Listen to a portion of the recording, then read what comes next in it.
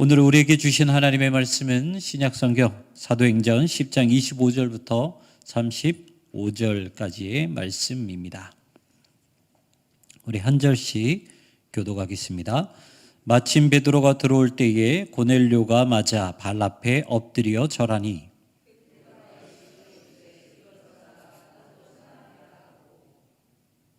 더불어 말하며 들어가 여러 사람이 모인 것을 보고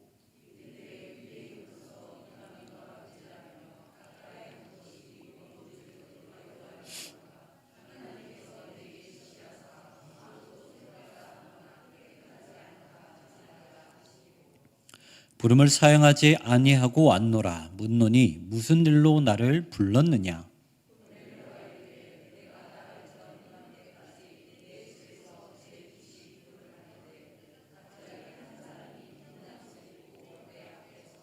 말하되 고넬료야, 하나님이 내 기도를 들으시고 내 구제를 기억하셨으니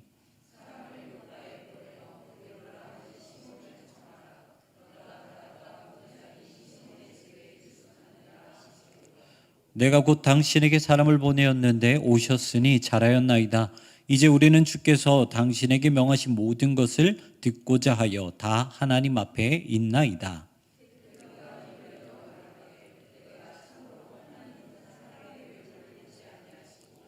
각 나라 하나님을 경외하며 의를 행하는 사람은 다 받으시는 줄 깨달았도다. 아멘. 우리 함께 인사하겠습니다. 예수님이 여기에 계십니다. 아멘.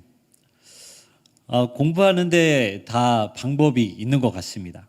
저는 공부를 너무 잘하고 싶었습니다. 그래서 중학교 때 정말 열심히 공부를 했어요. 그런데 참 희한하게 공부는 그렇게 열심히 하는데 성적은 그렇게 오르지를 않는 거예요. 그래서 제가 친한 친구 중에서 이제 전교 1, 2등 하는 친구가 있어서 그 친구한테 이제 가서 너가 시험 공부할 때마다 너 옆에 이렇게 딱 붙어서 공부하는 것 좀 배우면 안 되겠냐라고 이제 말을 했더니 또 그렇게 하라 그래서 좀 같이 공부를 했습니다. 그런데 사실 노력은 제가 그 친구보다 더 많이 한 것 같아요. 엉덩이 싸움은 제가 더 많이 한 것 같은데 항상 그 친구랑 약속을 할 때면 그 1시간 전에 제가 먼저 도서관에 가서 더 열심히 막 이렇게 공부했습니다. 그래서 그 친구가 오면 그때부터 뭔가 모를 저 혼자만의 경쟁을 하면서 그 옆에 친구의 책 페이지가 얼마나 넘어가는지를 보면서 막 열심히 공부를 했어요. 처음에는 제가 진도를 엄청 앞서 나갔습니다. 그런데 이게 시간이 얼마 되지 않았는데 그 친구가 금방 제 진도를 이렇게 따라잡더라고요. 뭔가 그냥 대충 보는 것 같은데 어떻게 외우고 어떻게 저의 전교 1, 2등을 할 수 있을까? 너무 궁금했습니다. 그런데 그 방법을 제가 고등학생 때 좀 깨달았어요. 미리 예습해야 되고요. 무슨 수를 써서 그날 배운 내용은 다 이해해야 되고, 그리고 그것을 외우기 위해 여러 번 반복해서 봐야 됐고, 그리고 그것을 계속 쌓아 나아가기 위해 엉덩이 싸움을 해야 했다는 것이죠. 그런데 저는 중학생 때까지만 해도 그냥 아무것도 이해하지 못한 채 자리에 앉아서 한 페이지를 다 외울 때까지 계속해서 보고 그렇게 무식하게 공부를 했던 것입니다. 그러니까 성적이 오를 리가 없죠. 저는 만약 제가 공부하는 방법을 끝까지 고수했다면 저는 절대로 점수를 높이지 못했을 것입니다. 아무리 노력을 해도 당연히 성적이 올라갈 리는 없었죠. 그런데 성적을 올리는데 중요한 것은 무엇입니까? 공부를 하는 방법입니다. 그 방법을 알면 성적을 올릴 수 있다는 것이죠. 사도행전은 예수님이 승천하시고 난 뒤에 이 교회를 세우는 모습을 기록을 하고 있습니다. 사실 이때까지만 해도 예수님을 믿는 유대인들은 구원은 유대인들에게만 있다라고 생각했어요. 그래서 오순절 성령 강림 사건 이후에도 사실 이 예루살렘을 중심으로 복음을 전하고 다녔습니다. 하지만 이 사울이라는 사람이 등장하면서 그 모든 판이 깨어지게 되죠. 이 사울이라는 사람은 바리새인이었고요, 율법에 뛰어난 사람이었습니다. 그래서 그리스도인들을 누구보다 핍박을 했고, 그리고 신실한 집사인 이 스데반 집사를 죽이는데 앞장섰던 사람이 사울이죠. 이 사건의 이후로 그리스도인들은 뿔뿔이 흩어지게 됩니다. 그리스도인들 입장에서 봤을 때 이 사건은 교회의 위기였어요. 하지만 하나님의 입장에서 봤을 때는 이 사건은 복음이 전 세계로 흩어지게 되는 아주 좋은 계기가 되었다는 것이죠. 이 사울의 핍박으로 제일 먼저 일어난 사건은 빌립이 이방인에게 복음을 전하는 것이었습니다. 빌립은 이 핍박의 사건이 있고 나서 예루살렘 남쪽으로 도피를 하게 됩니다. 그러다가 길을 가던 중에 한 사람을 만나게 되는데 그 사람이 누구냐면 에디오피아 여왕 간다게의 내시를 만나게 됩니다. 그 내시가 한 자리에서 이사야의 말씀을 해석하지 못해서 어려워하고 있을 때 빌립이 그 곁에 가서 그 말씀을 해석해 주죠. 그가 봤던 말씀은 이사야서 53장 7절 이하의 말씀입니다. 그 중에서 7절과 8절의 말씀을 읽어드리면 마치 도수장으로 끌려가는 어린 양과 털 깎는 자 앞에서 잠잠한 양같이 그의 입을 열지 아니하였도다. 그는 곤욕과 시문을 당하고 끌려갔으나 그 세대 중에 누가 생각하기를 그가 살아있는 자들의 땅에서 끊어짐은 마땅히 형벌받을 내 백성의 허물 때문이라 하였으리요. 빌립은 이사야서에서 말씀하시는 분이 바로 메시아 대신 예수님이라고 가르쳐주면서 그에게 복음을 전하게 되죠. 이것을 기점으로 이방인에게 본격적으로 복음이 전달되게 됩니다. 이렇게 사울을 통해 그리스도인들은 핍박을 받았지만 하나님은 오히려 이것을 아주 좋은 계기로 사용하셔서 이방, 그러니까 열방 가운데 하나님의 그 복음을 전하기로 하셨다는 것이죠. 하지만 이 계획에 대해서 쉽게 받아들이지 못하는 한 사람이 있었어요. 그 사람이 누구였냐면 바로 베드로라는 사람이었습니다. 당시 그리스도인들은 예수님을 미워했다고 해서 이 복음만 믿고 복음만 지킨 것이 아니라 그때도 율법과 제사를 아주 중요하게 생각을 했어요. 그래서 율법도 열심히 지키고 그리고 예수님이 가르쳐 주신 그 말씀, 복음도 열심히 지켰습니다. 그러다 보니까 이 베드로는 율법적인 생각이 아직까지는 좀 남아 있었어요. 그래서 유대인들만 세례를 받을 수 있고 유대인들만 구원을 받을 수 있다라고 생각을 했다는 것입니다. 하지만 하나님의 계획은 그것이 아니었죠. 그래서 주님은 그 베드로의 꿈에 주님께서 나타나십니다. 그리고 하늘에서 아주 큰 보자기를 이렇게 쭉 내려주세요. 보자기를 펼쳐봤더니 여러 가지 짐승이 있는 거예요. 그리고 나서 주님은 그 모든 짐승을 먹으라라고 명령하셨습니다.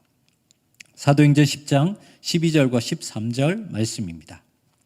그 안에는 땅에 있는 각종 네 발 가진 짐승과 기는 것과 공중에 나는 것들이 있더라. 또 소리가 있으되 베드로야 일어나 잡아 먹거라 하거늘.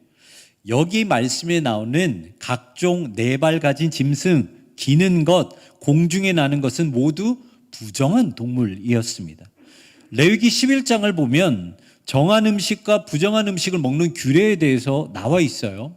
그런데 이 부정한 음식을 하나님께서는 먹지 말라고 말씀하시면서 그 뒤에 뭐라고 말씀하시냐면 레위기 11장 45절에 이렇게 말씀하고 있습니다. 나는 너희의 하나님이 되려고 너희를 애굽 땅에서 인도하여 낸 여호와라.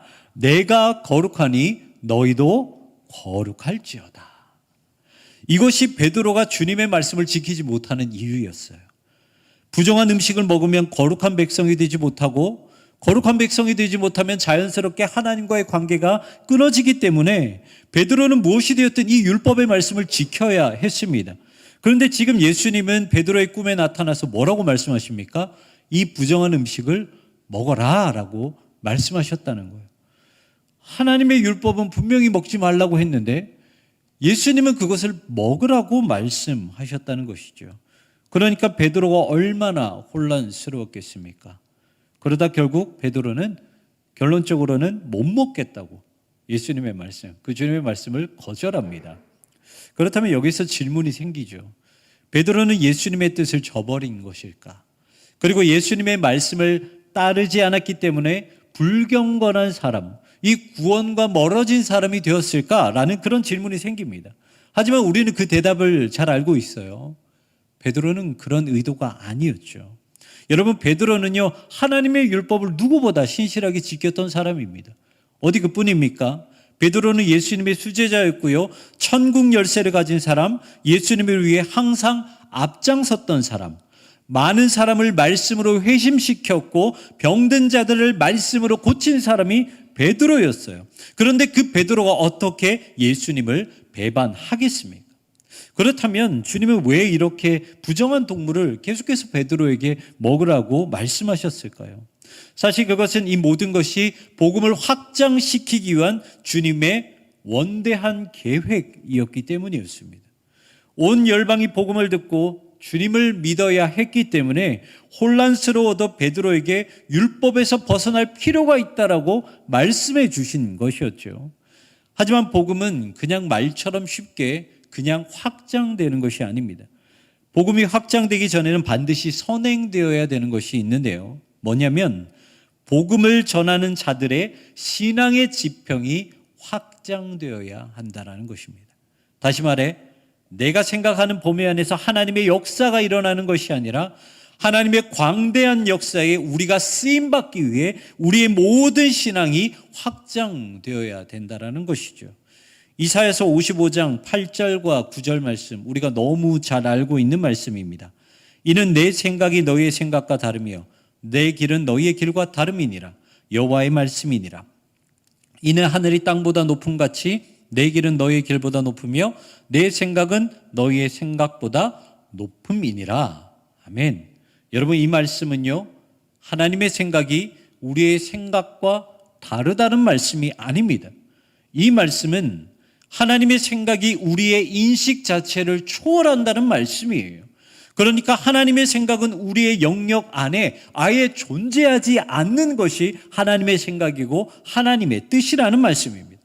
홍해가 이스라엘을 막았을 때 하나님은 바닷길을 그냥 아예 열어버리셨어요. 광야, 아무것도 없는 그 광야를 지날 때 하나님은 만나를 만드셨고요. 그리고 광야 한가운데 메추라기를 다 불러 모으셨습니다. 그리고 여러분, 이 성경에 이런 내용이 한두 가지가 아니죠. 여러분, 이것이 사람이 생각할 수 있는 것입니까? 아닙니다. 우리는 절대로 생각할 수 없는 초월적인 그런 생각이 바로 하나님의 생각이요, 하나님의 뜻이라는 것이죠. 오늘 본문 역시 마찬가지입니다. 베드로의 생각에는요, 이방인들은 절대로 구원받을 수 없는 존재였습니다. 왜냐하면 하나님이 선택한 백성도 유대인이요, 하나님이 율법을 주시고 하나님이 제사법을 주신 민족도 유대인이요, 심지어 예수님도 유대인이셨어요. 그렇기 때문에 베드로는 자신들만 구원의 특권을 누릴 수밖에 없다고 생각했다는 것이죠. 그것이 베드로의 한계였습니다. 하지만 복음이 확장되기 위해서는요, 복음을 전하는 자들의 신앙의 지평이 확장되어야 했다는 것이죠. 주님이 베드로에게 원하시는 것이 바로 그것이었습니다. 주님은 유대인만 구원하지 않으신다. 주님의 계획은 유대인이 아니라 온 세계와 온 열방이다. 주님은 베드로가 그것을 알기를 원하셨다는 것이죠. 그래서 주님은 베드로에게 부정한 음식을 먹으라고, 그래서 율법의 한계에서 벗어나오라고 말씀하셨던 것입니다. 베드로는 결국 주님의 말씀에 순종하여 고넬료 집으로 가게 됩니다. 그리고 베드로는 거기서 자신이 본 환상과 고넬료가 본 환상이 일치했다는 것을 깨닫게 되고, 그제서야 이 모든 것이 복음을 위한 주님의 원대한 계획이었다는 것을 알게 되죠. 사도행전 10장 34절과 35절 말씀입니다. 베드로가 입을 열어 말하되 내가 참으로 하나님은 사람의 외모를 보지 아니하시고 각 나라 중 하나님을 경외하며 의를 행하는 사람은 다 받으시는 줄 깨달았도다. 아멘. 깨달았다고 말을 하고 있습니다. 바로 이것이 베드로의 신앙이 확장되는 순간이었다는 것이죠. 베드로의 한계는 유대인에게만 구원이 임하는 것이었고 이방인과 같이 있는 것 자체가 부정하다는 것이었어요. 하지만 주님은 베드로와 고넬료를 만나게 하시면서 지금까지 가지고 있었던 그 모든 신앙의 지평을 확장하고 뛰어넘게 만드셨다는 것이죠. 여러분, 우리도요, 신앙의 지평을 날마다 넓혀가야 될 필요가 있습니다. 왜냐하면 신앙의 지평을 넓혀야지 우리 안에 주님의 원대한 뜻이 이루어지기 때문이에요. 그래서 우리가 신앙생활할 때 반드시 기억해야 될 것이 있습니다. 그것이 뭐냐면 나의 좁은 신앙이 주님의 원대한 계획을 방해하는 것은 아닌가, 이것을 늘 생각해야 된다는 거예요. 사람은 자기가 아는 만큼 인생을 살아가게 됩니다. 우리가 죽을 때까지 배워야 된다라고 말을 하고 있죠. 왜 그런 말이 나옵니까? 새로운 것을 아는 만큼 더 넓은 인생을 살 수 있기 때문이에요. 여러분, 신앙도 마찬가지입니다. 내가 알고 있는 신앙이 전부라고 생각하면 내가 믿고 있는 주님도 그것밖에 되지 않아요. 그리고 그것 때문에 오히려 주님의 일하심을 막을 수도 있다는 것입니다. 그렇다면 주님은 어떻게 이 신앙의 지평을 넓혀 주실까요? 주님은 그냥 넓혀주지 않으시고요, 주님만의 방법이 있습니다. 한 3가지 정도를 좀 나눠보려고 하는데요. 첫 번째는요, 주님은 기도에 성실한 사람을 사용하세요. 그 사람들의 지평을 넓게 만들어 주십니다. 사도행전 10장 2절을 보면 이렇게 기록하고 있어요. 그가 경건하여 온 집과 더불어 하나님을 경외하며 백성을 많이 구제하고 하나님께 항상 기도하더니. 여기서 고넬료는 하나님을 경외하는 사람이었고요, 많은 백성들을 구제하고 돌봤던 사람이었습니다. 하지만 만약 여기서 고넬료가 그쳤다면, 하나님을 경외하기만 하고 그래서 구제하는 것으로만 그쳤다면, 하나님은 고넬료에게 그 길을 열어주지 않으셨다는 거예요. 하나님이 길을 열어주신 이유는요, 가장 마지막에 고넬료가 기도했기 때문이라는 것이죠. 그리고 하나님은 기도를 통해 베드로를 만나게 하셨고, 기도를 통해 복음이 고넬료와 그의 가정 안으로 들어가게 만들어 주셨다는 것입니다. 바로 기도를 통해 일이 시작되었다는 것이죠. 그렇다면 베드로는 또 어떻게 일을 시작하게 되었을까요? 9절 말씀에 이렇게 기록하고 있습니다. 이튿날 그들이 길을 가다가 그 성에 가까이 갔을 그때에 베드로가 기도하려고 지붕에 올라가니 그 시각은 제6시더라. 여러분, 성경은 분명히 말씀하고 있죠. 고넬료가 하나님의 환상을 보고 하나님이 길을 열어주시는 그 방법은 기도하였을 때입니다. 하지만 그와 연결된 그 베드로 역시 어떻게 역사가 이루어지게 됩니까? 기도하였을 때 하나님께서 베드로를 통해 역사를 일으켜 주셨다는 것이죠. 여러분, 주님은요, 궁금해하는 사람들에게 깨닫게 하십니다. 그래서 주님의 뜻이 무엇인지, 주님의 생각이 무엇인지 그것을 간절히 바라고 구하고 기도하는 사람들에게만 지평을 넓혀주세요. 그리고 그들의 인생에 사람이 생각하지 못한 주님의 원대한 일들을 이루신다는 것입니다. 둘째로, 주님은 비록 이해되지 않는다 하더라도 순종하는 사람들에게 지평을 넓혀 주십니다.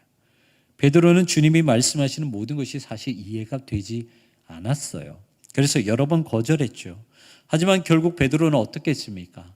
28절과 29절을 봤더니요, 이르되 유대인으로서 이방인과 교제하며 가까이 하는 것이 위법인 줄을 너희도 알거니와 하나님께서 내게 지시하사 아무도 속되다 하거나 깨끗하지 않다 하지 말라 하시기로 부름을 사용하지 아니하고 왔노라.